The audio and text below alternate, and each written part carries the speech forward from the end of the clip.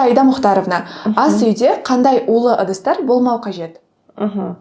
Қазіргі уақытта көпшілік адамдар мысалы алюминиевый кастрюльдер, тефлоновый покрытие мен сковородкалар қолданады. Оларды біз каждый раз тұтынған сайын ол біздің организмімізді улайтын токсиндер бөліп отырады. Сондықтан біз тамақ дайындайтын ыдысымыз бұл организмге пайдалы ыдыстар болу керек. Сол кезде біз токсиндердің көзін жоюға әрекет етеміз. Енді жалпы токсин бөлмейтін пайдалы ыдыстардың түрлеріне ол эмалированный ыдыстар жатады, шыны қазандар, мынау менде шыны қазан, бұл термостойкий деп айталады, яғни бұл ысытсаңыз да, мысалы 180-200 градуста бұл сізге тамақ дайындап бере алады. И бағасы еще арзан болады бұндай шыны ыдыстардың.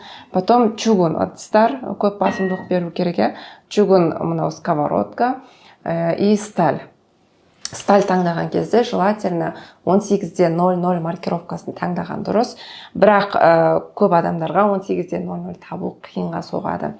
Поэтому осындай экологиялық таза ыдыстарда сіздер тамақ әзірлейтін болсаңыздар, иншаллах сіздердің тамақтарыңыз пайдалы болады. Ал керісінше жаңағыдай токсин көп бөлетін ыдыстар көп тұтынатын болсаңыздар, например, пластик, немесе жаңағыдай тефлоновый покрытие